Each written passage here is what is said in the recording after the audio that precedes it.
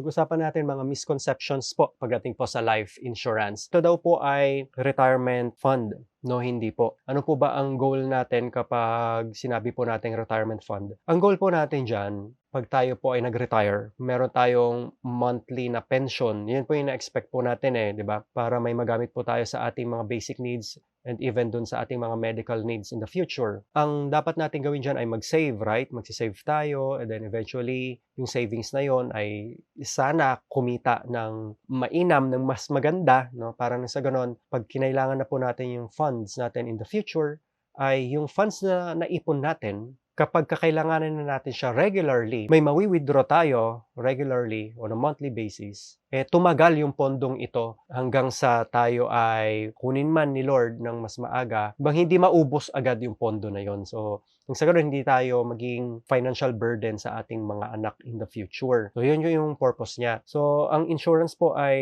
iba. Dahil tulad nga po ng sinabi natin, kung ilalagay natin yung ating funds sa insurance, expect po natin na hindi po natin mawi-withdraw, hindi natin marireceive yung same amount na inilabas po natin. Bakit? Kasi nga po, ibinili po yun ng insurance. Unfair naman po, no? Kung ang total na hinulog natin ay, for example, 500,000 tapos ang mawi-withdraw natin ay 500,000. Pero may mga products naman po ang insurance na may tinatawag silang return of premium. Grabe yung risk nun. Grabe yung tinake nilang risk na yon dahil may mga products na kapag na-reach mo yung certain age at requirements, lahat talaga ng hinulog mo ay babalik talaga sa'yo. Pero kadalasan po nito ay long term, napakatagal, to the point na syempre yung pondong ibinayad natin ay napaikot na ng kumpanya para kumita. Iwasan po natin maging negative po, no, pagdating sa mga insurance companies dahil business po yun eh. Yun, kailangan po nilang gawin yun ang strategy nila para mag-grow yung money at ma-deliver po yung promise nila na nakalagay po dun sa kontrata. Expect po natin na sa mga regular plans, yung walang ROP ay